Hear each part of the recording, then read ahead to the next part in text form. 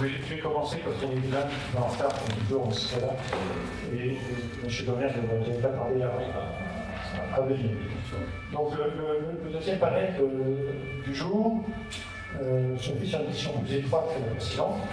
Alors on est toujours sur les questions de souveraineté énergétique, mais cette fois-ci on est sur la question plus précise des réseaux électriques et plus particulièrement, on va dire, des interconnexions entre pays de réseaux électriques et la volonté de la Commission européenne de présenter un plan d'ambition qui s'appelle, M. Domergue, qui s'appelle le paquet réseau, qui vise à accélérer les interconnexions, multiplier les interconnexions entre réseaux électriques et pays européens. Alors, en tant que tel, les interconnexions entre réseaux électriques et André Merlin expliquera ça mieux que moi. Les interconnexions de réseaux électriques entre pays, ce n'est pas un problème en tant que tel. C'est même plutôt, ça offre un certain nombre d'avantages.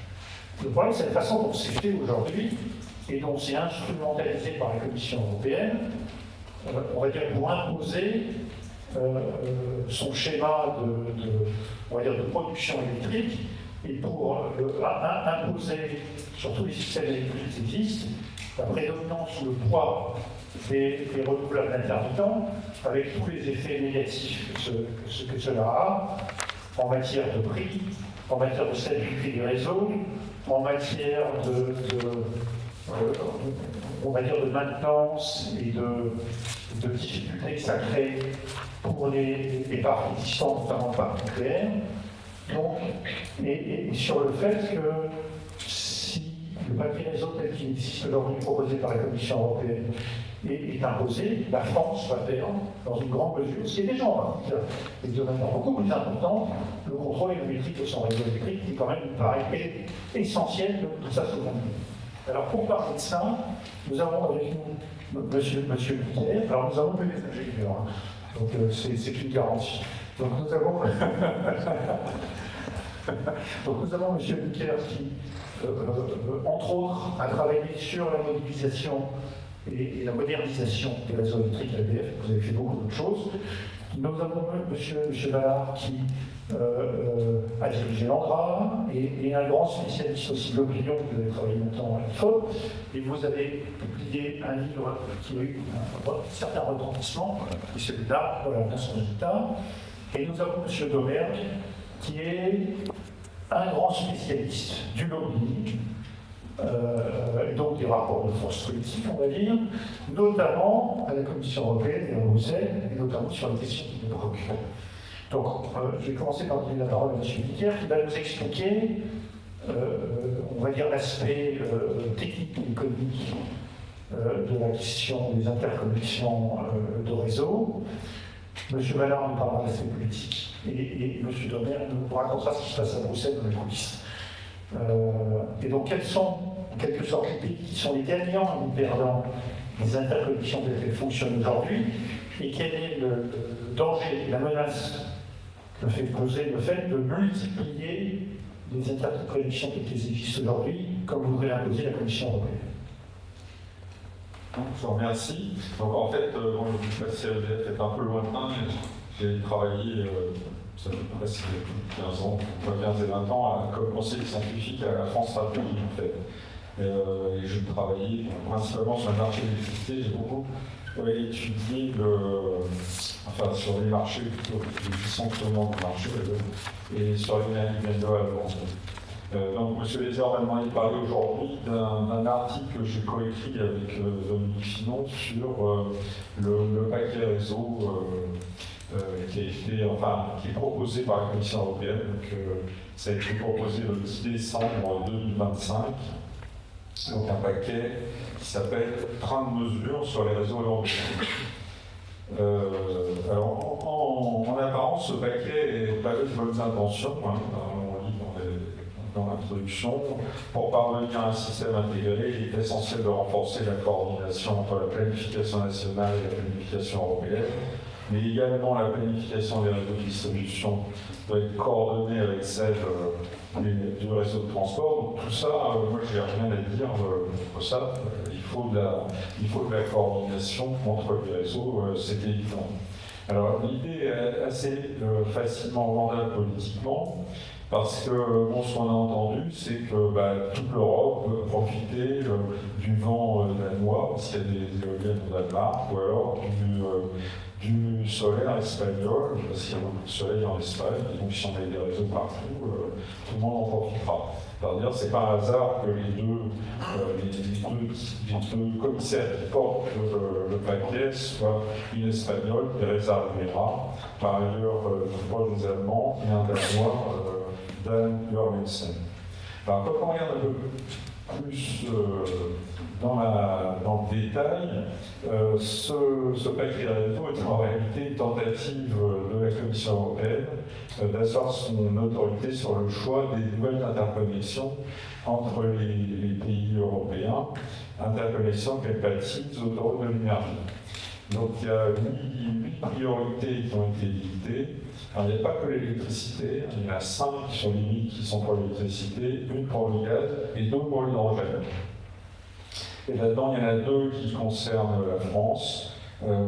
La principale est la ligne qui est transpyrénéenne, pas forcément passée par les Pyrénées, parce qu'on a vu que la ligne actuelle, en construction, passe à travers le golfe de Gascogne. En tout cas, c'est pour rejoindre la France et l'Espagne. Et le but, ça serait de passer de 2,5 à 8 gigawatts d'ici 2040. Puis par ailleurs, un autre projet qui concerne la France, c'est un corridor qui rejoindrait la péninsule ibérique à l'Allemagne à travers la France, pour transporter 2 millions de tonnes d'hydrogène d'ici 2030, c'est-à-dire dans 4 ans. Je suis toujours je suis assez étonné quand même, parce qu'on voit qu'il y a des déboires sur l'hydrogène dans tous les projets d'hydrogène à droite à gauche, et que l'Allemagne ne renonce pas à importer de l'hydrogène des pays ensoleillés. Enfin, c'est un peu l'idée fixe de l'Allemagne qui n'a pas de ressources en propre et qui est obligée de compter un petit peu sur l'importation. Et donc, si elle veut importer du gaz qui soit vert, ça peut être que de l'hydrogène. Enfin, ça n'empêche pas d'importer du gaz naturel par exemple. Alors la facture quand même est estimée à 1200 milliards d'euros d'ici 2040. Donc on n'est pas du tout dans les blessures du trait. On ne rigole pas trop là, 1200 milliards. Et alors il va falloir payer tout ça. Et donc là, Bruxelles, la méthode que Bruxelles entend appliquer, c'est de forcer les gestionnaires de réseau à utiliser les 25% des rentes de congestion qu'ils perçoivent. Alors qu'est-ce que c'est une rente de congestion? C'est quand une interconnexion rejoint 2 pays, donc le courant circule, c'est qu'il y a un différentiel de prix entre les 2 pays. Et donc le différentiel de prix va dans la poche à parts égales des 2 gestionnaires de réseau des 2 pays. Et c'est cet argent, alors aujourd'hui je ne crois pas qu'il soit fléché, mais que la Commission européenne devrait flécher vers les projets qu'elle souhaite implémenter. Alors le plan soulève pas mal d'interrogations et critiques. Il y a eu pas mal de levées de boucliers, y compris dans l'État français. Personnellement, ça me fait un peu de publicité une note que j'avais écrite à France Stratégie en 2021 sur la sécurité d'approvisionnement électrique en Europe, où j'avais fait une évaluation. On s'aperçoit en fait que chacun des pays, quand il établit son bilan prévisionnel, ou l'équivalent d'un bilan prévisionnel, a toujours une variable de bouclage, une variable d'ajustement qui sont les échanges. S'il n'y a pas assez de courant, ça va être on va apporter, s'il y en a trop, on va injecter les surplus à l'extérieur. Et tiens, on va boucler avec tous les pays qui environnent la France. Et puis quand on regarde de près, on voit que ça ne boucle pas. Donc il y a un petit problème à ce niveau-là. En tout cas, ça montrait, ce qui est intéressant, c'est que chacun, comment on a la subsidiarité sur le mix, chacun des pays a le choix de son mix énergétique, il choisit son mix, et puis alors s'il n'y en a pas assez, il n'importe, et s'il y en a trop, bah, il balance le surplus. Alors le cas emblématique, par exemple, c'est l'Espagne, qui s'est lancé un peu à corps perdu dans les renouvelables, sans trop réfléchir un petit peu à la façon de gérer son système. Et puis, bon, il y a eu le blackout de 2025, qui est un électrochoc, et je pense que c'était à l'origine d'ailleurs de ce paquet réseau, enfin en tout cas de la genèse de cette volonté de réglementer les réseaux. Alors pourquoi est-ce que c'est un problème pour les pays qui reçoivent de l'énergie qui n'ont pas parce que chaque pays, a priori, a ses moyens de réglage. Alors, je ne vais pas faire un cours sur le système électrique. Vous avez des moyens de réglage qui vont de la gestion de la fréquence et de la tension, donc avec une échelle en dessous de la milliseconde, jusqu'à des moyens de réglage dans la journée ou même dans la semaine. Et donc chaque pays est à peu près, a priori, équilibré, et donc il voit arriver du courant de manière imprévue, enfin même si c'est prévu la veille, enfin pas forcément, et qui doit gérer. Alors, il doit renforcer ses lignes, et puis il doit aussi utiliser tous ses moyens de réglage. Et alors, dans le cas de l'Espagne, comme c'était un problème de surtension, c'était un problème de machine tournante qui devait assurer la stabilité. Alors la France est déconnectée à ce moment-là de l'Espagne, parce qu'elle n'a pas voulu qu'il y ait une contagion de cette surtension dans le pays. Et l'Espagne a un peu accusé la France à posteriori de ne pas avoir joué le jeu, mais elle ne pouvait pas. Enfin, je crois qu'il y a des spécialistes dans la salle des réseaux qui pourront en dire plus. Et après, tout de suite après, d'ailleurs, le lendemain du blackout, on a incriminé la France de ne pas vouloir faire de ligne entre l'Espagne entre la France et l'Espagne, de façon à un petit peu étaler les problèmes qui viennent d'Espagne vers le continent, et aujourd'hui la France. Alors, entre nous, je crois que la ligne transpyrénéenne a coûté, la première a duré, non, la deuxième, pardon, ça a mis 20 ans pour la construire. On est passé de lignes aériennes, de projets de lignes aériennes qui ont toutes été refusées, parce qu'essayer de. J'aimerais bien les noms de la Commission européenne, elle est expliquée aux bergers pyrénéens qui ont ceux sur leur tête, qui vont être reçus. Donc on est passé en souterrain et ça a coûté une fois plus cher.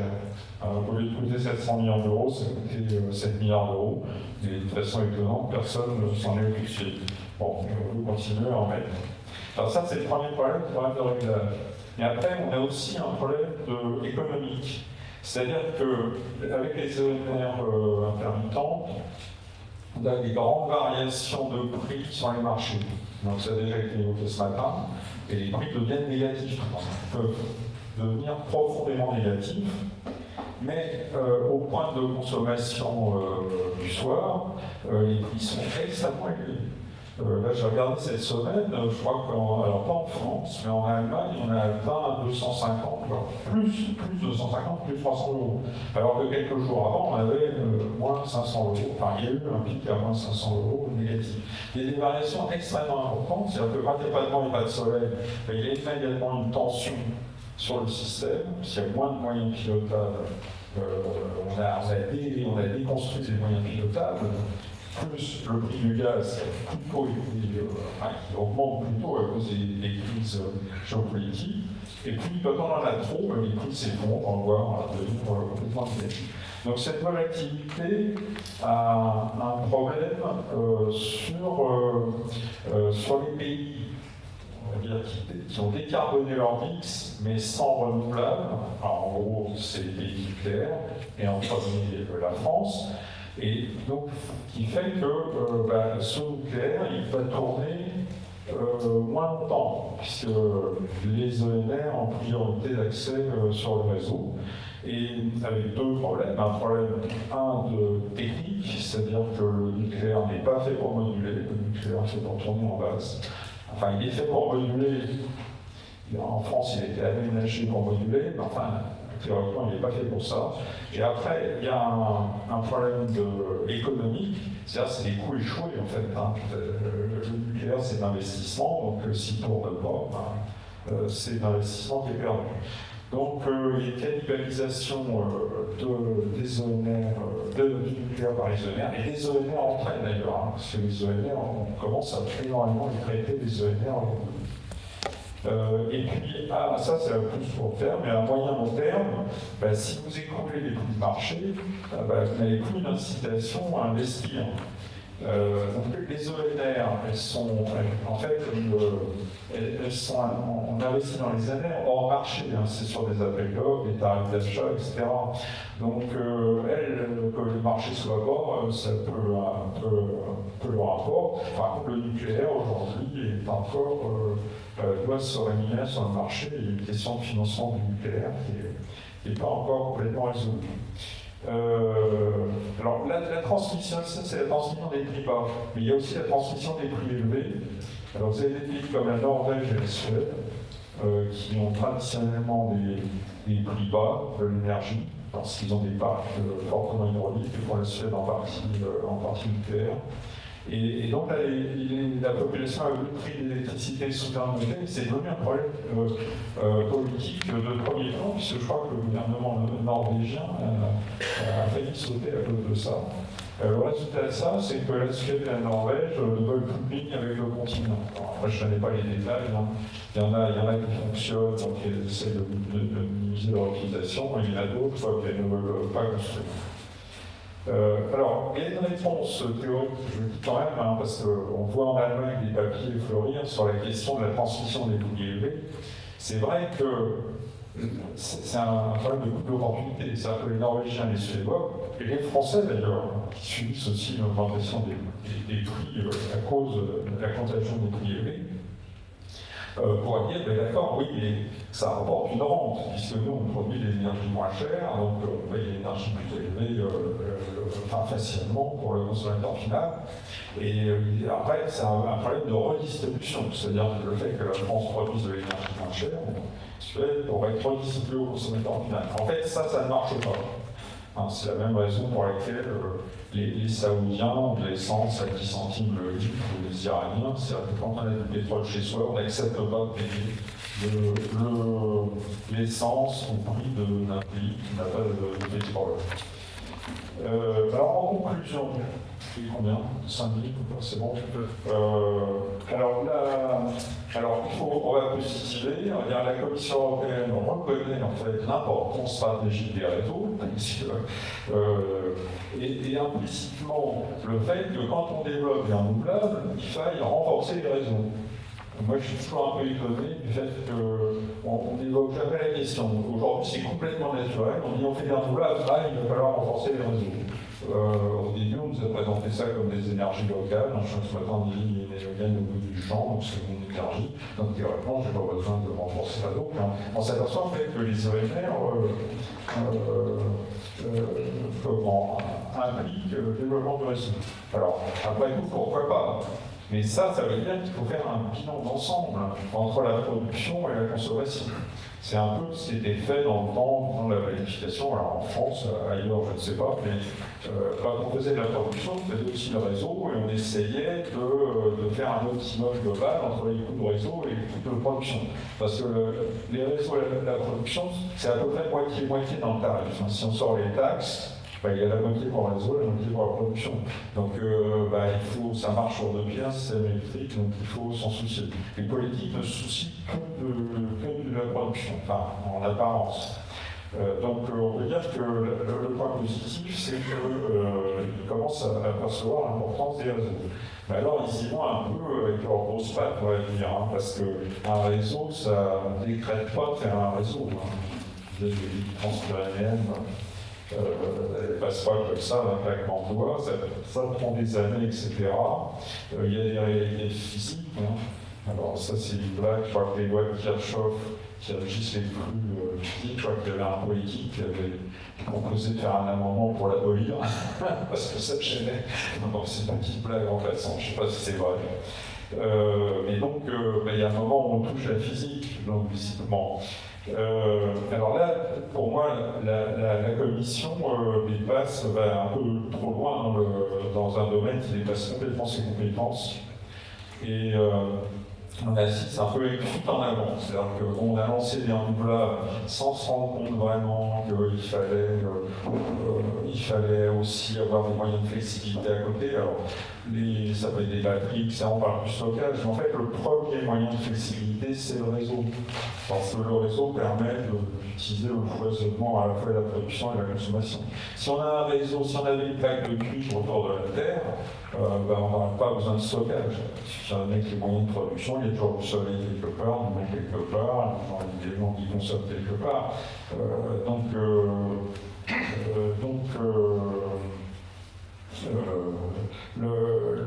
On comprend bien cette volonté de la Commission de vouloir interférer sur les réseaux.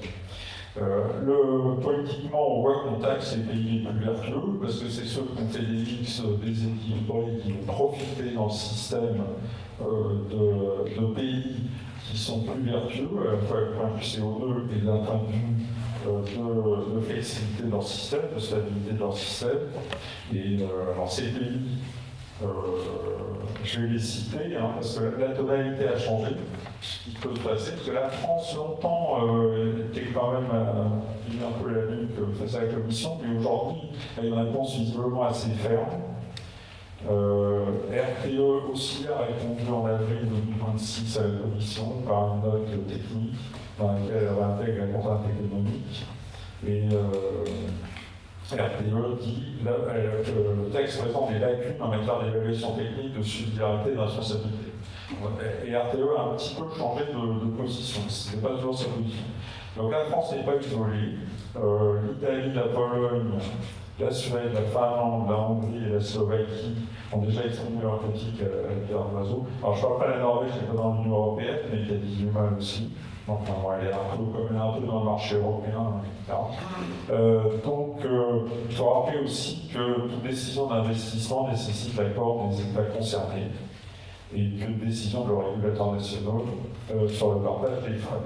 Et là-dessus aussi, c'est la CROI qui tient les cordons de la bourse, enfin, pas de la bourse, mais des investissements, et la considérer qu'analyse tous les bénéfices des projets, que les bénéfices au périmètre de la France. Voilà, donc c'est pas joué. Et ça, on va en savoir plus. On va savoir ce qui se passe à Bruxelles. On va voir comment ça se joue. Je vais juste passer la parole à M. Ballard. Juste une toute petite. Juste une toute petite chose sur le blackout du 28 avril en Espagne.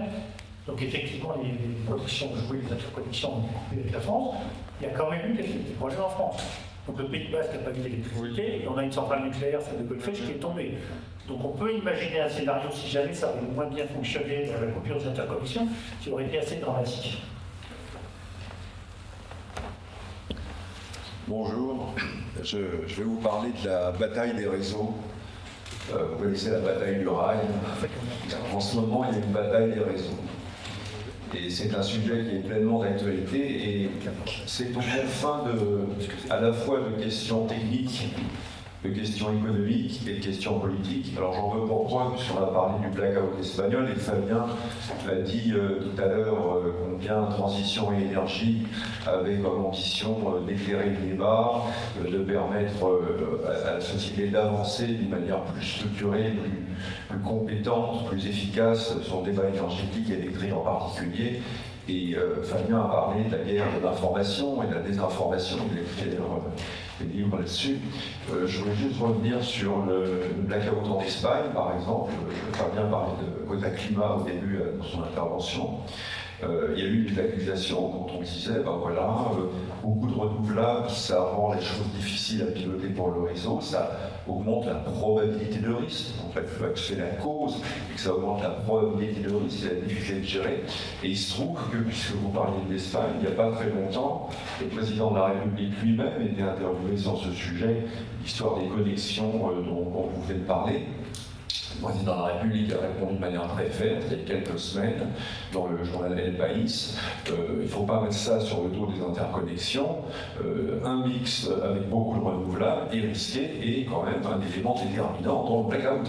Ce à quoi on a envie de dire, quota climat, allez-vous incriminer le président de la République pour des informations climatiques? Bon, là c'est intéressant aussi parce que le débat s'est complètement déplacé entre la lutte contre la désinformation climatique.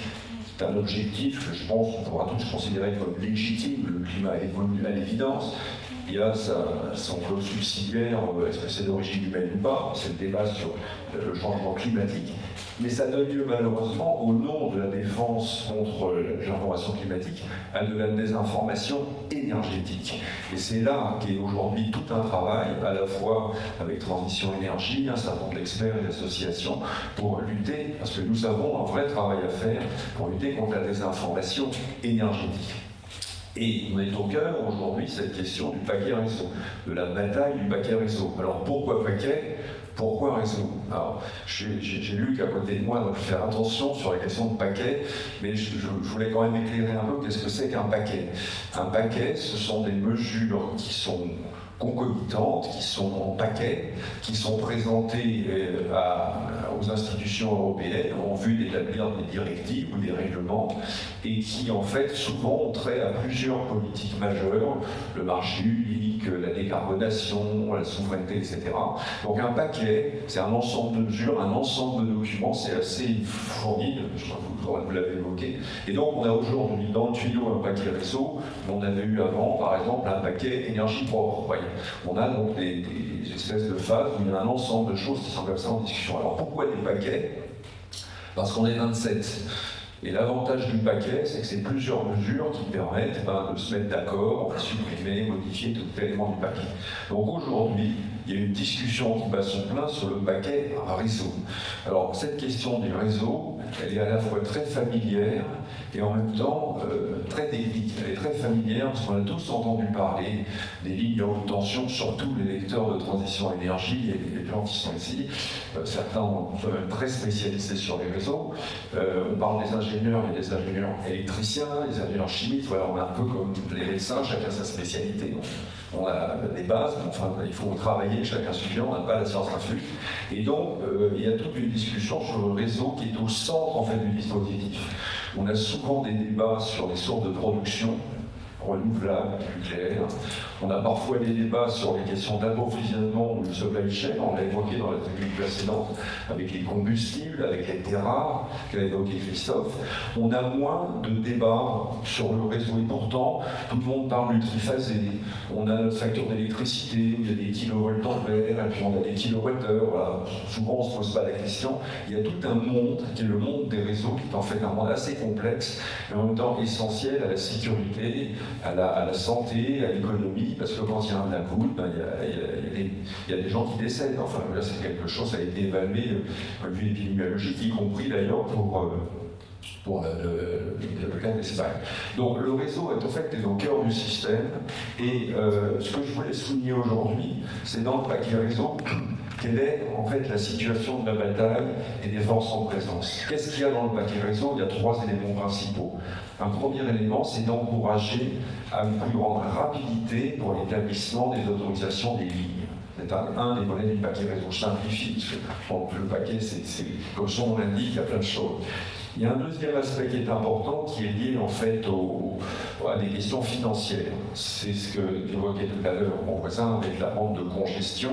Il y a des flux financiers. Est-ce qu'un certain nombre de flux financiers continuent d'être gérés au niveau des pays ou au niveau de 2 pays ou gérés au niveau de l'Europe, au niveau de la Commission? Et ça renvoie à un troisième sujet majeur dans le paquet réseau, qui est le sujet de la gouvernance. Et en fait, on est au croisement ici d'un lien entre la technique et le politique. Parce qu'il y a d'un côté des discours sur le marché, sur l'électricité, et puis il y a une réalité technique. On est dans un univers physique, il y a des lignes, il y a des sortes de production, il y a des lois physiques. On ne peut pas, d'un trou de plume, supprimer la loi de Kirchhoff ou inventer une loi électrique, c'est comme ça, on vit dans un monde physique. Et donc c'est là que le réseau est au cœur de ces enjeux croisés. Et ce que je voulais souligner comme point central, c'est à la fois la question du rapport de force politique entre les États membres et l'Union européenne, et du rapport essentiel entre la réalité technique et les impacts économiques et politiques. Et c'est là où il y a vraiment deux éléments qui ont été passionnants à suivre la dernière semaine et qui vont être toujours à suivre, sur ce débat entre, je dirais, ce qu'on appelle donc la gouvernance, l'échelon européen et l'échelon des États membres. Je cite le commissaire Jorgensen à l'énergie qui dit on s'engage à produire davantage de planification au niveau européen. Bon, très bien. Et là, je cite l'ambassadeur adjoint de la représentation de la France auprès de l'IE, qui dit, cité en disant, je préfère conserver une approche bottom-up, fondée sur le travail gestionnaire des réseaux de transport, dont RTE en France est le représentant principal. Donc on se retrouve quand même, vous voyez déjà, en plein aujourd'hui dans une bataille sur la subsidiarité, sur l'autonomie des États membres, le respect des traités de fonctionnement de l'Union européenne, le traité de Lisbonne, le mix électrique et la responsabilité des États. Le réseau, il est au cœur de tout ça. Les changements sur les réseaux, mais aussi les changements sur le marché de l'électricité, tout ça a un impact. C'est ce qui rend parfois le débat un peu compliqué, d'où l'importance justement d'un travail pour l'éclairer, parce qu'on est là avec des enjeux croisés, avec les sécurité des réseaux, les mix nationaux, les coûts, la neutralité technologique et tout le débat politique qui vient derrière, ENR versus nucléaire, les objectifs climatiques et le droit de la concurrence. Donc c'est le réseau et si j'ose dire, au cœur de tout ça. Donc il y a un débat entre l'échelon européen et l'échelon États membres.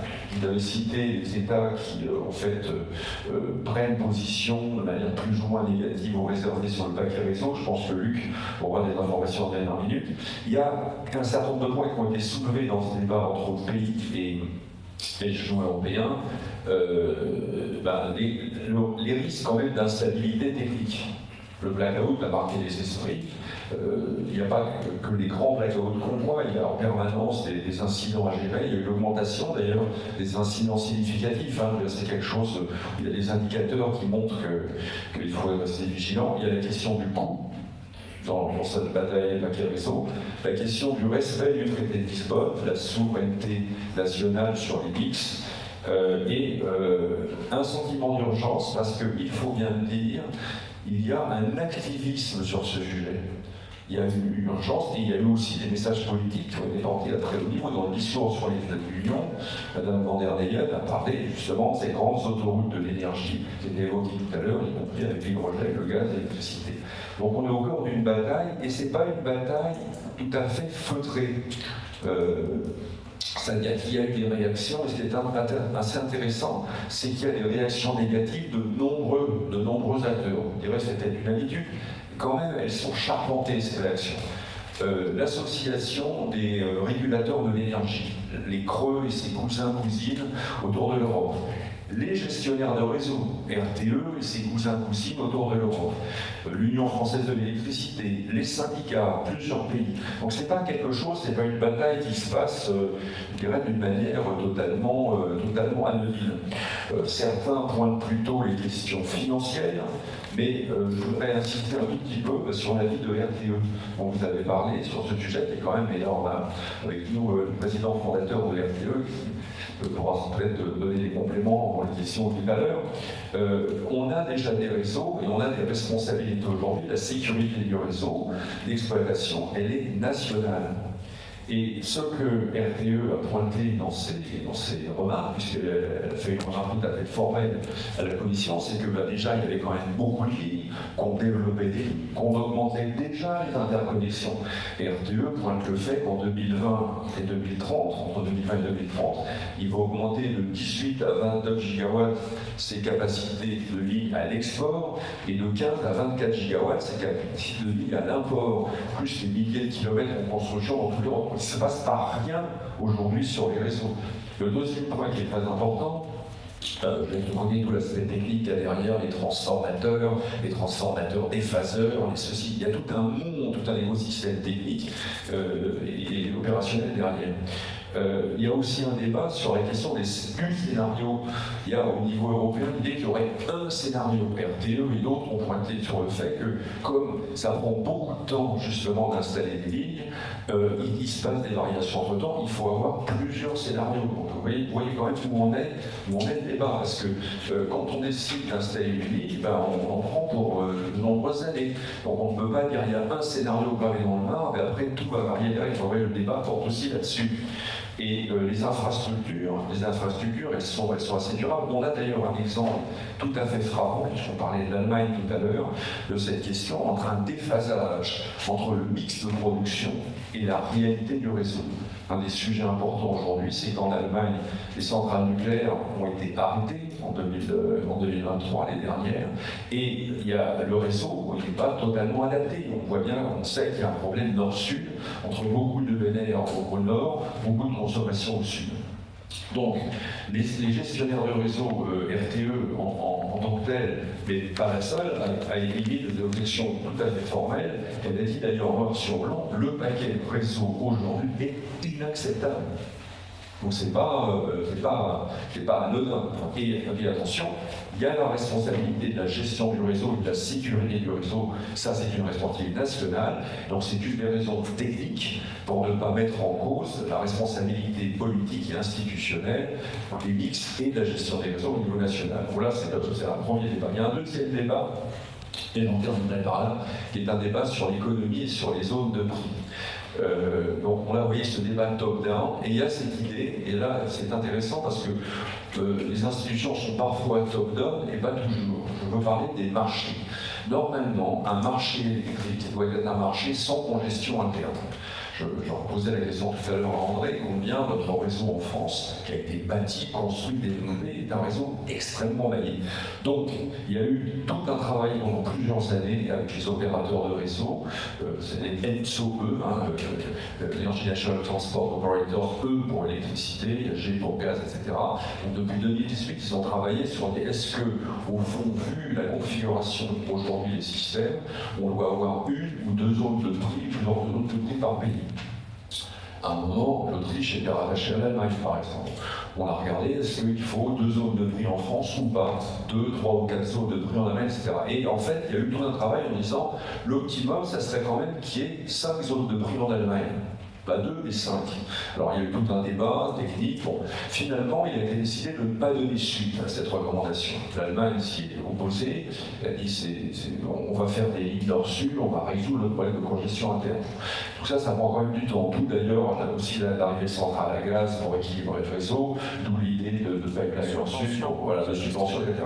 Donc, ce que je veux dire, c'est qu'il y a des cas où on dit le marché, il y a la grande politique du marché, on dit le marché c'est formidable, marche très bien le marché. Mais là, il y a un cas où il y a une anomalie dans le marché et qui, pour un certain nombre de raisons, ne sera pas corrigée. Alors je dis ça parce que quelquefois, on oppose en disant il y a des gens qui sont pour le grand marché de l'électricité, et qu'il y aurait d'affreux obscurantistes qui seraient contre, ou qui critiqueraient ces règles de fonctionnement. C'est pas tout blanc, tout noir. On a là un exemple qui est quand même très intéressant, une décision fin 2025 qui a été prise de ne pas donner suite à la recommandation bottom-up des techniciens en charge du réseau qui avaient fait cette analyse. Bon, je dis c'est pas tout blanc tout noir, je ne dis pas que c'est le drame si on ne le fait pas, mais je veux quand même remontrer le fait qu'il n'y avait pas toujours une logique top-down dans tous les domaines. On n'est pas top-down, on dit si un pays pense que c'est trop compliqué à gérer, qu'il a des bons arguments, on va pas le faire. Et de l'autre côté, sur la question des interconnexions qui engagent durablement, qui sont coûteuses, qui peuvent avoir des tas d'effets induits, là on a tendance à pousser dans le top-down. Je citais le commissaire européen qui disait on veut plus de planification centralisée.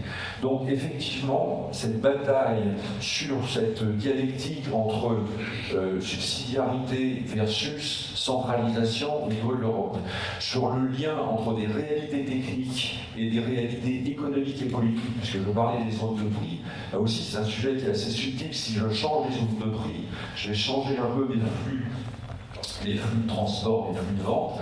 Nous, on peut vendre l'électricité plus cher s'il y a des zones qui sont plus adaptées, mais attention, le réseau physique, il est quand même ce qu'il est, on ne peut pas lui faire n'importe quoi. Je laisse de côté certains débats qu'on a aujourd'hui, le pays qui se plaît, qu'ils ont ce qu'on appelle des loopholes, ils ont des flux d'électricité qui ne servent à rien, qui compliquent leur gestion de réseau, et qui sont liés au fait qu'on a des congestions très claires, ou qu'on a des déséquilibres de mix. Donc on voit bien que toutes ces choses-là sont liées. Donc ça, c'est le deuxième débat. Effectivement, le débat fait rage en ce moment. Il y avait au départ 5 pays qui avaient signé, alors j'adore cette chose-là, il pourra le dire, un non-paper, c'est-à-dire un non-papier qui décrit la position de ces pays. La Bulgarie, la Pologne, la Suède, la France et la Finlande, je crois que c'est évolue toutes les 5 minutes. Et voilà, j'espère vous avoir éclairé sur la bataille actuelle des réseaux et que Luc va nous donner les dernières infos et scoops d'actualité sur ce débat.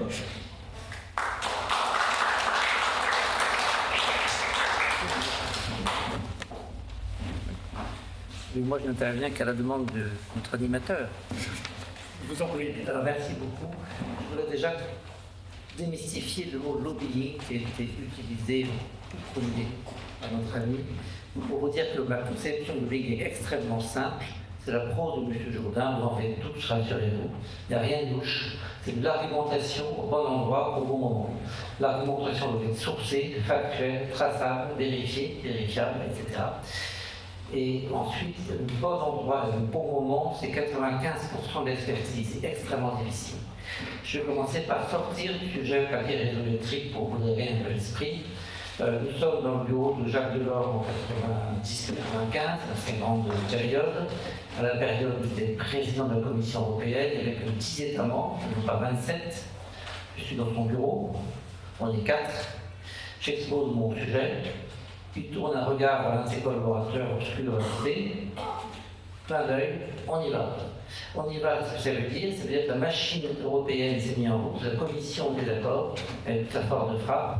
Jacques Delors pèse au moins 3 ou 4 gouvernements à lui tout seul à l'époque. Le collaborateur obscur représente le poids politique d'une bonne dizaine de ministres français à lui tout seul, et la machine se met en route. Aujourd'hui, on est 27, et donc c'est totalement différent comme façon de négocier.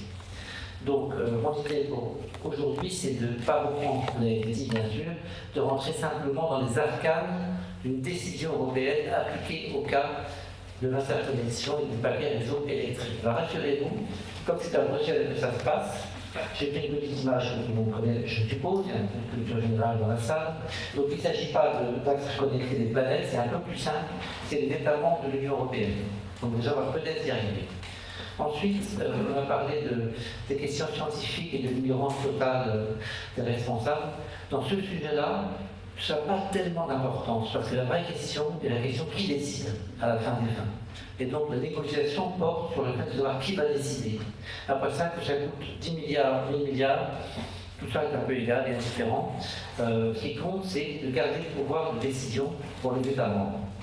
Alors, comment ça se passe ? Donc une négociation qu'on prend en plein vol, puisque j'étais mandaté qu'à compter du mois de mars, donc le paquet date de décembre 2025, comme ça a été dit. Il est proposé par la Commission européenne parce que c'est elle qui a l'exclusivité de l'initiative, non pas le traité, donc c'est la seule institution qui peut proposer quelque chose. Et à ce moment-là, ça entre en discussion avec le Parlement et le Conseil. Donc, la première préoccupation que j'ai, c'est de ne pas comprendre le fond du sujet, et en fait, ça n'a pas beaucoup d'importance au mois de mars. Ce qui est important, c'est le calendrier. Et donc, toute part, les premières semaines, on se dit à savoir quelle est la procédure, quel est le calendrier. Pour apprendre, alors on n'apprend pas dans les journaux, c'est ça la difficulté. On apprend, on connaît les petits sous-fifres du Parlement européen, du Conseil, qui donnent des informations. Et là, on apprend qu'il y a 2 dates extrêmement importantes, c'est le 9 mai et le 19 mai, qui était la date limite de dépôt des amendements au Parlement européen. Donc, à peine mandaté, toute l'énergie se concentre sur le fait de préparer les projets d'amendement qu'on va mettre dans le circuit au Parlement européen, au bon niveau, comme je le disais à l'heure, et qu'ils soient enregistrés, connus, identifiés, et qu'on fixe les thèmes de la négociation et des équilibres à venir pour les mois qui suivent. C'est extrêmement compliqué. Donc, j'ai mis dans le circuit une petite quinzaine d'amendements pour la directive, pour le règlement. Évidemment, je n'apparais pas, c'est complètement du bas office. L'important, c'est que le groupe parlementaire, les députés européens, le reprennent à leur compte et les déposent effectivement. Donc, ça a été fait dans le mois d'avril, et ça, c'est presque avant même d'avoir compris le sujet au plan technique. J'insiste beaucoup là-dessus. Parce que si on rate sa fenêtre d'opportunité, le calendrier, il n'y a pas de lobbying possible. La vie s'arrête. C'est en dehors du monde. Donc, il est plus important de mettre des amendements, même imparfaits, dans le circuit, que de ne pas mettre d'amendements. Rassurez-vous, les amendements étaient très bons, je pense qu'il n'y a pas de souci, parce que, postérieurement, Lorsque le fameux non-papier est apparu, que j'ai récupéré dans les entrailles, là aussi, un non-papier, ça ne circule pas. Qu'est-ce que c'est? C'est une position informelle d'États membres qui cherchent à sonder un peu le terrain, voir quels seraient ses alliés au Conseil sur tel ou tel aspect de la négociation. C'est ça un non-papier. Alors il y a ceux qui signent le non-papier. On signe un document informel, c'est déjà quelque chose un peu plus fort quand même. Et puis il y a des affinitaires, ceux qui ne seraient pas contre mais pas prêts à signer. Ça c'est l'Italie par exemple, qui est très important, parce que si se réalise effectivement au non-papier, c'est comme on s'entend depuis une dizaine de jours, ça signifie qu'au Conseil du 26 juin, dans 10 jours, il y aura peut-être une minorité de blocage sur quelques sujets clés. À ce moment-là, les yeux d'Ursula commencent à pleurer un tout petit peu, parce que minorité de blocage, ça veut dire qu'elle est obligée de céder quelque chose, de rééquilibrer le texte, et évidemment, dans ce non-papier, il n'y a que les points les plus sensibles. Quand on dit rééquilibrer le texte, pour la Commission, c'est se préparer à un sacrifice douloureux par rapport à la proposition initiale. Donc on en est là exactement, 16 juin, 26 juin, nous sommes à 10 jours de la réunion du Conseil. Donc c'est un regard très important et c'est ça qu'il faut suivre les jours qui viennent. Mais si on ne suit que le Conseil, on rate là encore l'essentiel. Parce que pendant que le Conseil prépare son débat d'orientation générale, qui va fixer la négociation pour les 6 mois qui viennent, et donc extrêmement important, pendant ce temps, au Parlement européen, tout le monde s'agite, bataille de réseau, et le but est de sortir des amendements de compromis politique. Au mois d'avril, quand j'ai introduit ma quinzaine d'amendements, c'était une ligne de force du rééquilibrage de la Commission. C'est pas mal. Mais là, c'est des compromis politiques entre les groupes politiques eux-mêmes. Alors, comment on s'y prend? Il faut commencer par taper, une exception dans le pays, dans Bruxelles d'ailleurs, très vite et très haut. Et donc, il se trouve qu'on a un Français, que vous connaissez tous, j'imagine, qui est François-Xavier Bellamy, qui se trouve être vice-président du PPE. Donc, c'est très important, parce que le PPE, c'est le groupe majoritaire au Parlement européen. C'est évidemment une relation ancienne, y compris sur les sujets d'énergie et la grande bataille de la taxonomie il y a quelques années, où on a littéralement sauvé l'univers d'un gouffre irréversible, je pense, vers 2020-2022. Et donc avec lui, j'ai vérifié les lignes de force. Où est-ce qu'il faut absolument rééquilibrer le texte? Qu'est-ce qu'il est prêt à défendre? Quand je dis lui, c'est son équipe. C'est toujours comme ça que ça fonctionne. Ensuite, le PPE, il a beau être parti majoritaire, il n'est pas homogène. Ce n'est pas un bloc qui pense la même chose et tout le monde ne pense pas la même chose. Après ça, il faut trouver des alliés. Le PPE seul, même majoritaire, ne peut absolument pas à lui seul obtenir des décisions du Parlement européen. Et là, ça devient assez compliqué. Pour l'instant, j'ai décrit la partie simple. Il faut aller du côté des patriotes et des souverainistes. Très dangereux. Parce qu'évidemment, ils sont d'accord avec tout ce qui a été dit là. Il n'y a aucun problème, virgule près, ils nous suivent. La difficulté, c'est que s'il exprime une opinion, tous les autres veulent faire le contraire. Donc il faut les avoir avec vous, sans qu'ils apparaissent, tout en les voyant. Et là, au bon moment, pour malgré tout faire pencher un équilibre sur un amendement en instant T.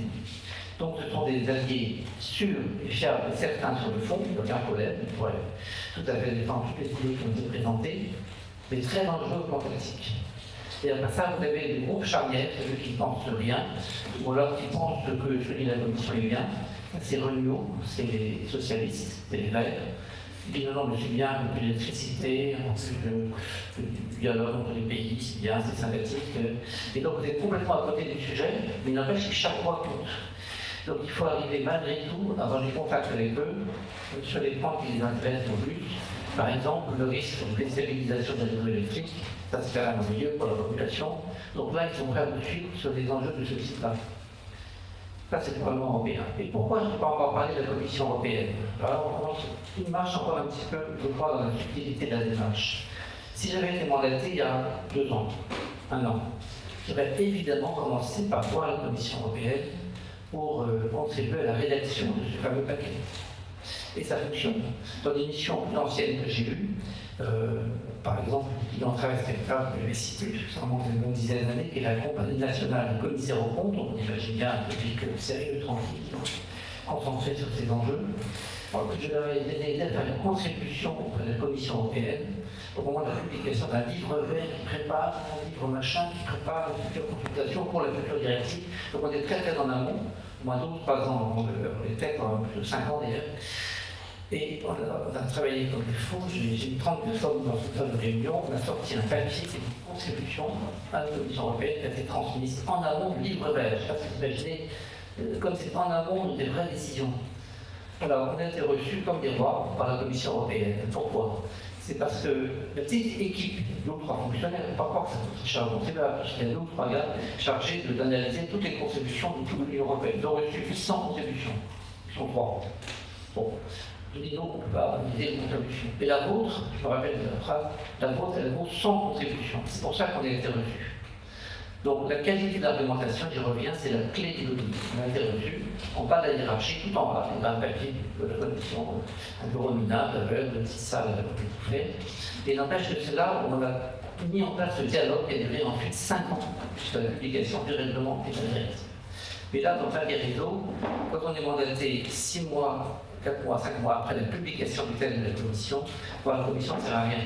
Parce qu'elle est sûre d'elle, ils sont texte sur les rails, elle ne voudra pas d'un millimètre, tant qu'elle ne va pas apercevoir une modification du rapport de force venant non pas tant de la société civile que du Parlement et du Conseil, c'est le fameux trilogue, aujourd'hui le cœur nucléaire d'une négociation européenne.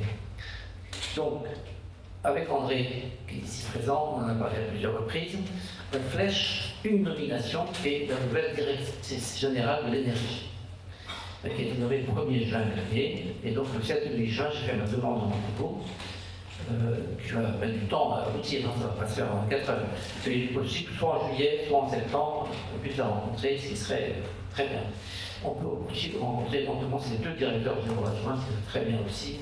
On verra comment ça se présente. Ce que je peux simplement dire, c'est que voir la commission, alors qu'elle a sorti son texte, ne sert absolument à rien. Il faut attendre qu'il y ait un rééquilibrage demandé par le Conseil ou par le Parlement. C'est pour ça qu'il faut suivre ce qui va se passer le 26 juin et ensuite au Parlement européen. Si jamais il y a des signaux suffisants pour dire attendez, il y a 5 ou 6 points qui bloquent, il y aura un rééquilibrage, au lieu de la Suède, mon papier, X ou Y, et l'Italie, qui vont jouer de la France, à ce moment-là seulement, les yeux de la Commission s'ouvrent et ils sont capables d'entendre quelques arguments. Et là, ça vaut la peine de les rencontrer pour faire pencher le texte dans le sens d'un rééquilibrage. Sur des points clés que je pourrais lister peut-être rapidement si je n'ai pas 2 minutes. Et juste pour vous dire que c'est exactement comme ça que ça fonctionne. Pour l'instant, il faut faire attention dans le monde compromis au Parlement européen et au débat d'orientation générale du Conseil. Et là, on verra si les yeux de la Commission peuvent se réouvrir pour aller vers tout ce qui est inédit, c'est-à-dire le maintien de l'article traité pour la partie énergétique, la solidarité, les revenus de congestion, qu'est-ce qu'on en fait, les risques systémiques sur le réseau, de déstabilisation, le fait qu'il faut absolument éviter, c'est un des points clés, qu'il n'y ait pas un scénario central prescriptif, c'est le mot utilisé par les négociateurs uniques au plan européen, car à ce moment-là, ce sera la mort de la souveraineté des États, donc il n'y a pas qu'un seul scénario central, mais plusieurs scénarios alternatifs. On doit emprisonner dans un seul modèle de vision du futur. Il y aurait par exemple la paramètre de l'énergie renouvelable intermittente. Et donc, c'est des points qui sont vraiment décisifs. Il ne faut pas que d'autorisation tacite au plan européen. Peut-être que les Allemands ne répondent pas à telle ou telle question, tel ou tel projet, de prendre son temps. Toute autorisation tacite, c'est un marché mortel. Ce sont ça les points clés. Alors, je vais vérifier de mon petit mémo que j'ai mis dans mon téléphone, que je vous ai bien listé les points clés de la négociation. Tout va tourner autour de ça pour les 6 mois qui viennent. Donc vous avez la question du scénario central que j'ai évoqué. Vous avez la question de qui décide. Est-ce que c'est la Commission, est-ce que c'est les États membres? C'est vraiment fondamental. Vous avez le rôle de l'Agence européenne de coopération des régulateurs de l'énergie. Question, où commence la coordination européenne? Bien sûr, tout le monde l'accepte, mais où commence la substitution aux autorités nationales? Et ça refuse. Quels mécanismes d'intervention européens? Est-ce qu'ils seront obligatoires? Est-ce qu'ils respectent le principe de subsidiarité? Quelle procédure d'autorisation? Est-ce qu'on peut vraiment aller vers l'autorisation tacite, comme je l'ai dit, ou non? Évidemment, c'est ce qu'on pense ici. Qu'est-ce qu'on fait des revenus de congestion? Est-ce qu'on les maintient uniquement dans la poche des États? On refuse toute mutualisation de ces revenus. C'est bien sûr un des projets d'amendement que j'ai mis dans ce circuit. Qu'est-ce qu'on fait pour partager le coût des interconnexions? Qui va payer? Quels critères? Quelles compensations? Qu'est-ce qu'on fait pour intégrer toutes les questions, ça va me plaisir à rentrer, de stabilité du système électrique, de prendre une décision qui intègre bien tous les paramètres d'un projet d'interconnexion? Et puis les questions du respect du traité, l'article 194 du traité confie aux États membres la responsabilité des mix énergétiques et des conditions d'exploitation de leurs propres ressources énergétiques. Et donc nous on est d'accord pour dire pourquoi pas des réseaux, qui décide des investissements, quels critères, quelles responsabilités. Donc on est vraiment sur ce sujet-là. On n'a pas besoin des spécialistes des réseaux électriques pour aller au bout de la négociation. On a besoin d'agir auprès du Conseil, du Parlement européen et de la Commission pour ça parlement. Donc les trilogues, qu'est-ce que c'est? Ça va commencer à l'automne normalement, après la position qui sera prise par la Commission compétente du Parlement européen, qui est un des rares sigles des problèmes c'est ITRE, Commission ITRE, qu'il faut vraiment avoir tout ce truc dans l'esprit, parce que si jamais l'avis de la Commission ITRE est favorable à la Commission, c'est pratiquement irrattrapable. Sauf si le Conseil vraiment arrive à élargir sa minorité de blocage. Si la Commission ITRE, comme on peut espérer, on verra bien, met des réserves et qu'elle est d'accord pour laisser aux États des responsabilités beaucoup plus importantes que pour la Commission, déjà le débat s'oriente beaucoup mieux. Donc on va être exactement là, en pleine négociation, en pleine bataille des réseaux. Merci.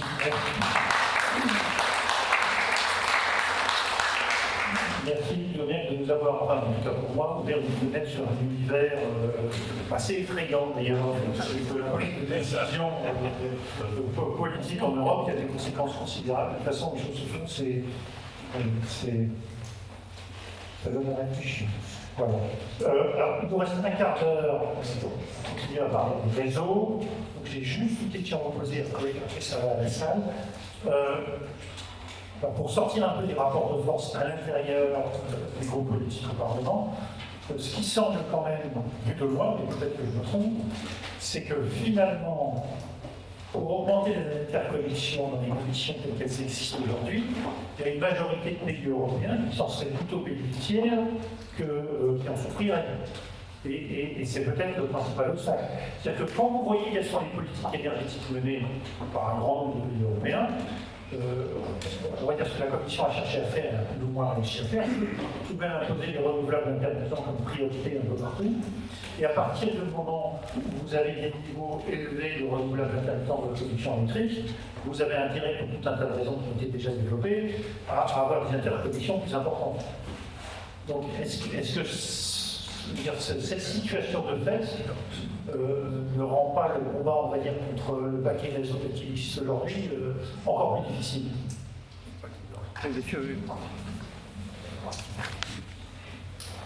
Oui, monsieur, c'est pour ça que le non-papier signé par la France est si important. C'est qu'en fait, il n'y a que 5 pays signataires plus pays qui peuvent suffire peut-être la minorité de blocage s'ils ne sont pas les lieux d'un moment, parce qu'un non-papier n'est pas un document diplomatique contraignant. Bien sûr, c'est parce que beaucoup d'États membres ont intérêt à cette localisation qui en sont bénéficiaires. C'est certain.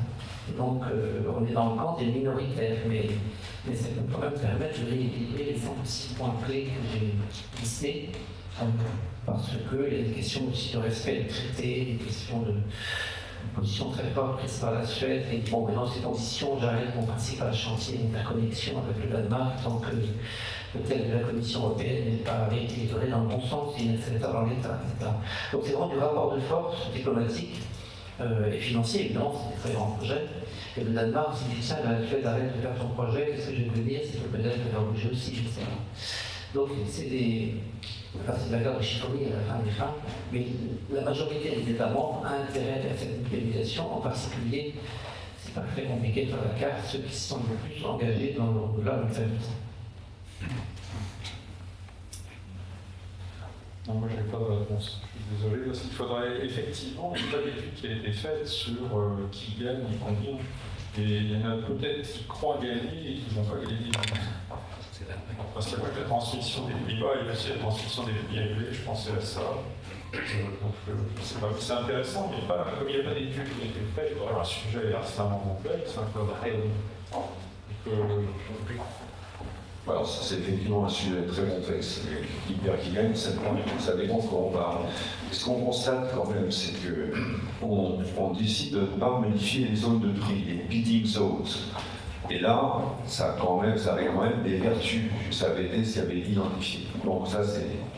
En ce qui concerne les coûts, On a parlé des 1200 milliards pour l'ensemble. Rien qu'en France, il a été annoncé 100 et 94 milliards d'investissements dans les réseaux qu'on va faire de toute façon entre RTE et Enedis, qui tiennent compte de différentes choses. On va les remettre à niveau, parce que certains sont anciens, adaptés au fait qu'on a une multitude de sources de production maintenant, avec effectivement les ANR, on a pu décider, etc.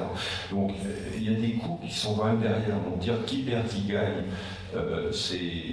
on peut avoir une idée générale, mais ça nécessite quand même un peu d'analyse. Et en revanche, je pense que la question de qui décide reste essentielle. Dans tout ça, il ne faut pas jouer avec le feu. Entre des idées générales politiques qui sonnent bien sur le marché, sur les flux, etc., il y a une réalité physique derrière. Je pense que c'est la deuxième bataille, la bataille entre l'économie politique et la réalité technique, et elle est liée au fait que derrière le respect du traité, il y a aussi qu'il faut quand même faire très attention à ne pas compliquer la tâche des opérateurs de réseau qui, eux, sont ceux qui assurent la sécurité à chaque minute, je dirais à chaque seconde. Je crois qu'il faut faire attention aux effets pervers d'idées générales qui sonnent bien et avec des conséquences qui doivent être quand même très pénalisantes, financièrement et légalement. Ça, c'est l'exemple d'argument pertinent dont vous parliez, M. Lemaire. Oui, merci beaucoup. Marie-Noisy. Très rapidement, qui perd, qui gagne, combien, c'est sûrement très difficile à évaluer, mais qui perd, qui gagne, globalement, c'est très facile. C'est pour l'Allemagne, et le grand perdant, c'est la France. L'objectif, c'est effectivement que l'Allemagne puisse respirer avec les pays voisins en exportant ses surplus, quand elle a des surplus importants, quand elle n'en a pas, et la France est, avec son parc nucléaire, le stabilisateur du réseau, de l'ensemble du réseau. Et quand il n'y a plus qu'un seul réseau, ce qui est quand même paradoxal, c'est qu'il y a 30 ans, quand on parlait de plaques de cuivre, les Allemands disaient « Ah non, pas ça, parce qu'on va être inondé par l'électricité nucléaire française. » Bon. Et donc aujourd'hui, c'est exactement l'inverse. Ils ont absolument besoin de l'électricité nucléaire française. Donc la question, c'est, on parle de rapport de force, mais qu'est-ce qui empêche la France d'être dans un rapport de force en disant mais nous, on n'accepte pas ça et on fait comme la Suède ou l'Espagne et on dit on sort de cette traité qui est inacceptable partout. En fait, je parlais de rééquilibrage de mon propos volontairement, parce que c'est la marge modèle qu'on a aujourd'hui. Personne, comme à la France, prend la responsabilité de sortir de la négociation. C'est inimaginable du fait des traités. Quand la Suède menace d'arrêter son projet d'antagonisme avec le Danemark, elle le fait au bon moment pour faire pression pour la décision du Conseil. Mais est-ce qu'elle va pour autant sortir de l'ensemble? Ça me paraît inimaginable. Les arguments de négociation à l'instant. Donc aujourd'hui, le point clé dans toutes les négociations, c'est toujours pareil, c'est d'avoir une alliance entre États membres qui va en s'élargissant. Et nous, en tant qu'acteurs de la société civile, on peut faire utile, c'est d'aller taper à la porte de la Bulgarie, de la Slovénie, de l'Italie, de ne sais quel État membre sensible, pour faire en sorte que cette alliance se conforte autour de la position française qui est, à mon avis, bien rédigée et qui prend bien tous les aspects. Parce que si on obtient réellement ce rééquilibrage dans les points clés, en fait, on a vidé le paquet de la commission de substance. Et je pense que c'est ça, je pense que la stratégie, c'est celle-là. Aller au-delà, alors on peut toujours faire des coups de menton, mais on n'est plus à l'époque de Jacques Delors, on n'est plus du tout à l'époque de l'Europe des 6. Et maintenant, ça se fait beaucoup par consensus, quels que soient les sujets, c'est terrible, mais c'est ça la mécanique européenne. Et je ne vois pas, sauf du contraire dans ça, mais je ne vois pas un sursaut, d'autant plus que les souvenirs de la négociation taxonomique qu'on a les uns et les autres, j'ai vu de très près, sont quand même bien présents dans nos mémoires. À l'époque, donc c'est fin 2021, je suis appelé littéralement d'urgence par les négociateurs français, au plus haut niveau, qui nous disent qu'il n'y a pas un sursaut de l'Élysée, on va perdre la négociation. Donc on a finalement, je fais machin, les gars qui disaient de l'époque, et je finis par avoir une réponse, on a bien compris, ça y est, on a compris, le République est sur le coup, on s'y met.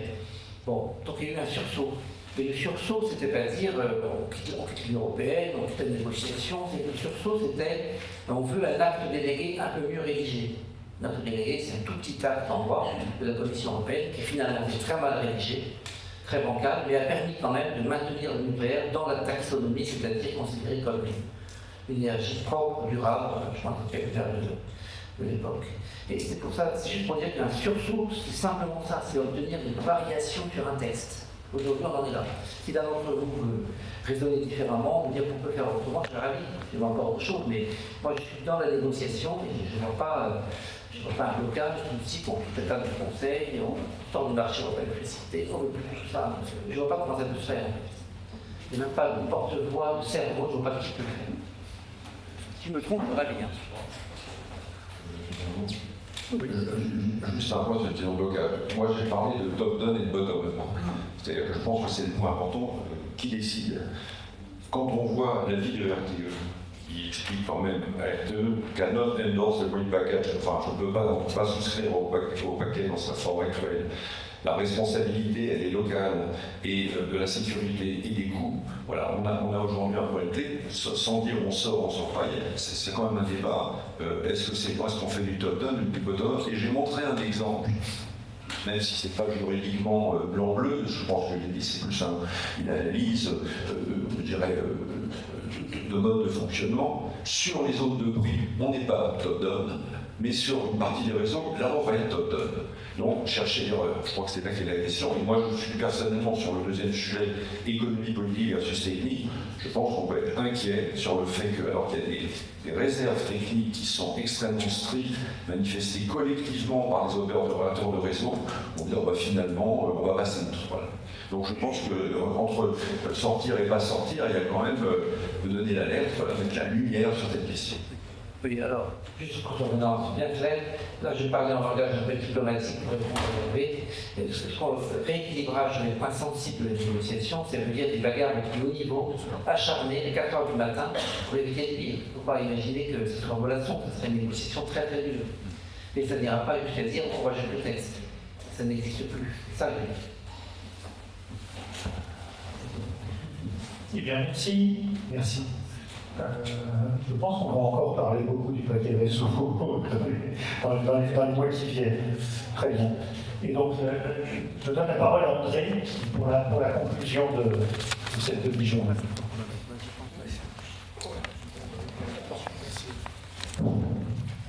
Je vais rester debout.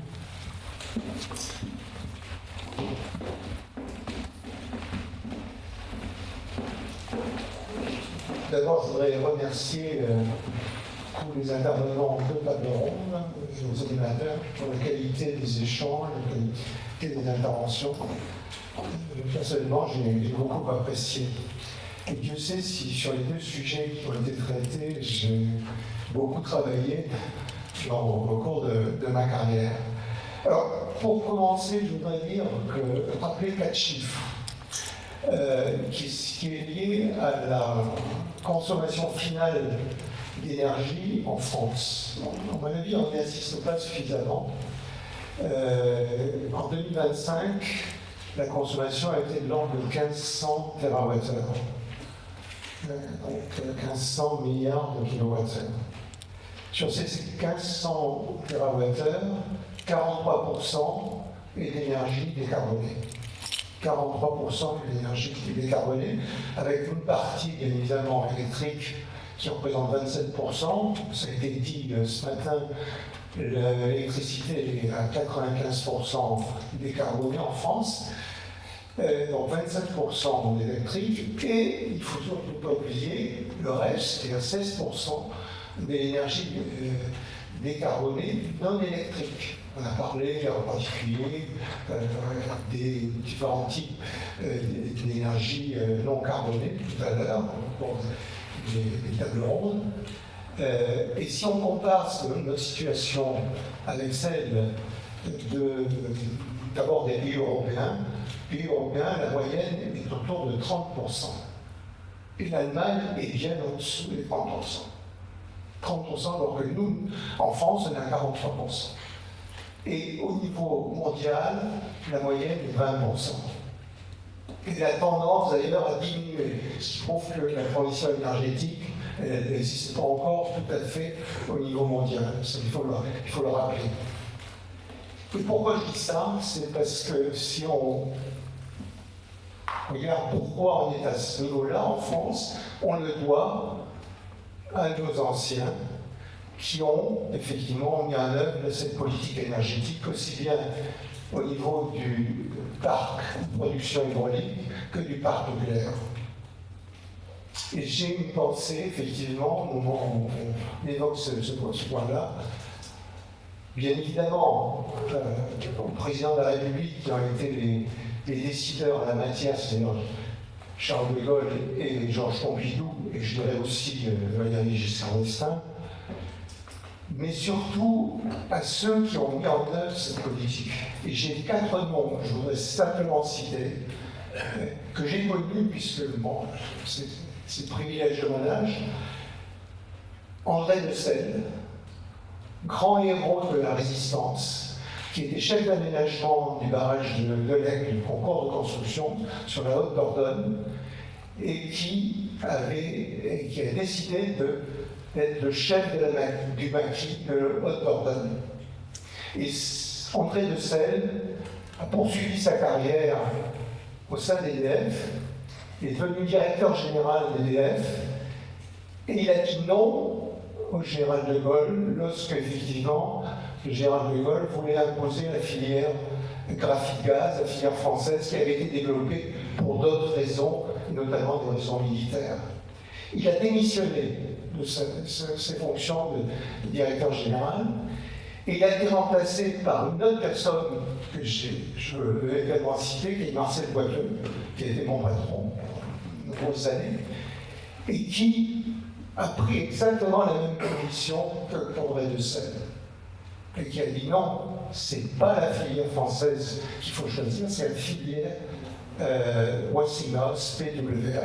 Et c'est à ce moment-là que la décision a été prise de construire un parc nucléaire civil pour les besoins de la France avec cette technologie Westinghouse PWR qui a été francisée, on l'a dit également tout à l'heure.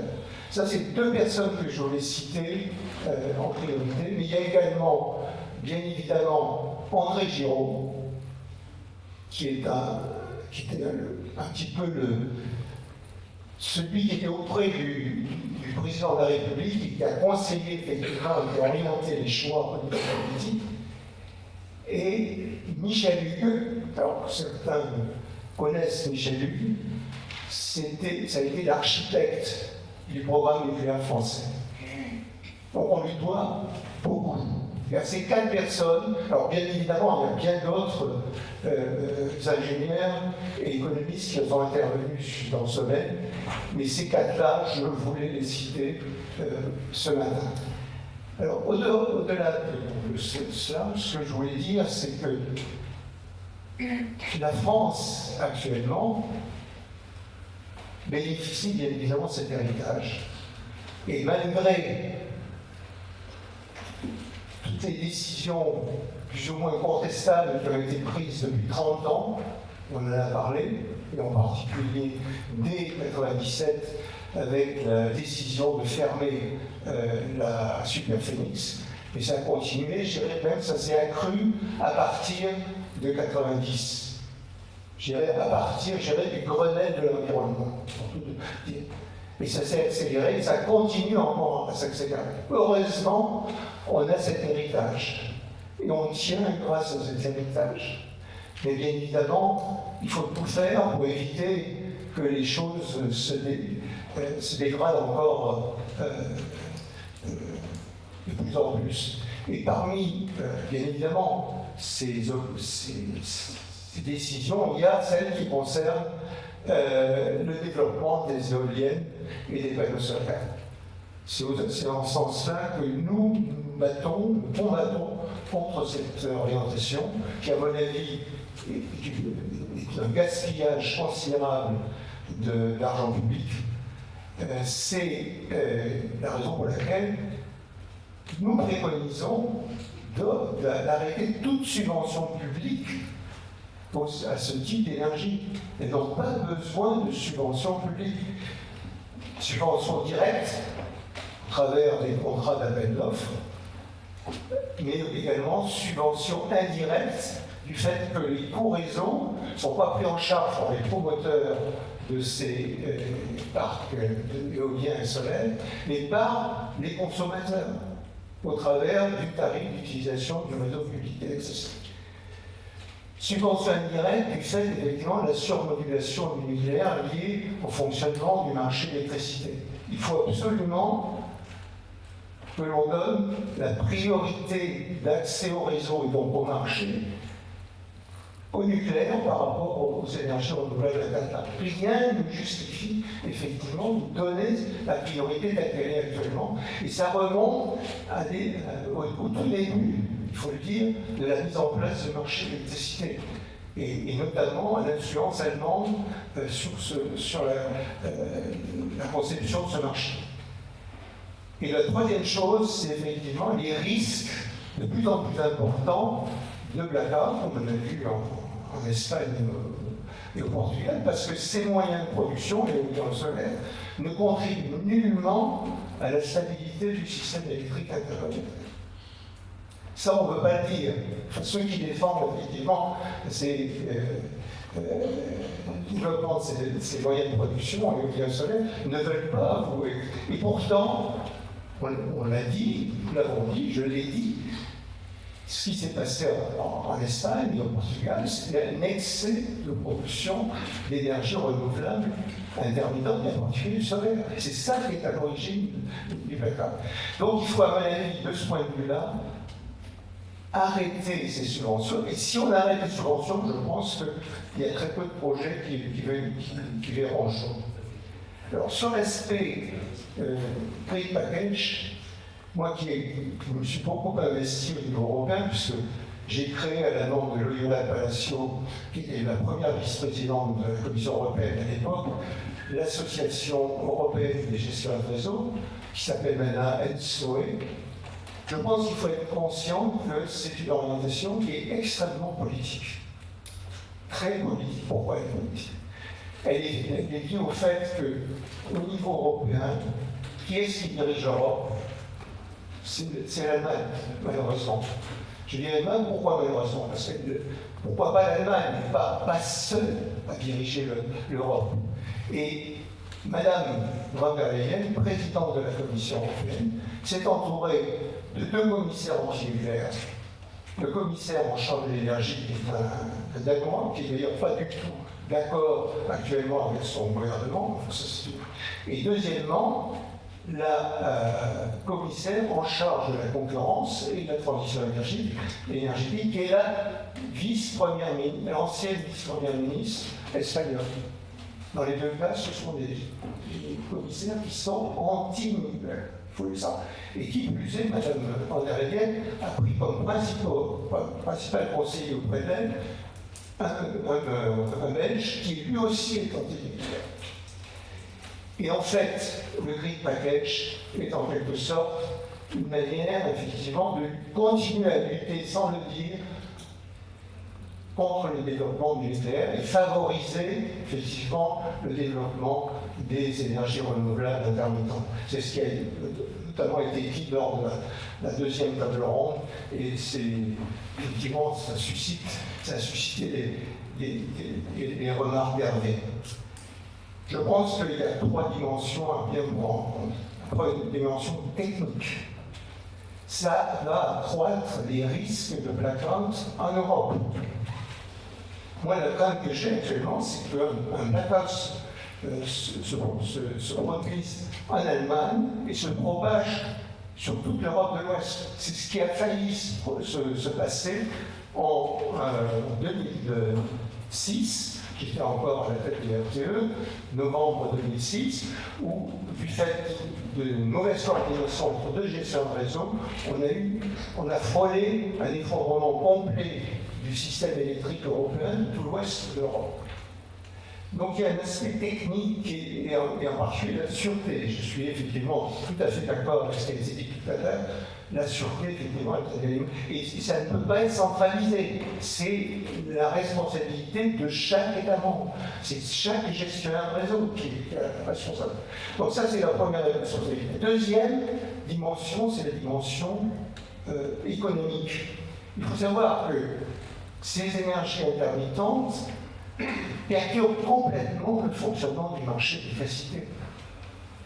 Moi qui ai participé à la mise en place du marché de l'électricité dès l'année 2000, en tant que président de l'Association européenne de gestion de réseau, je peux dire que jusqu'en 2008-2009, les choses se passaient plutôt bien sur le marché.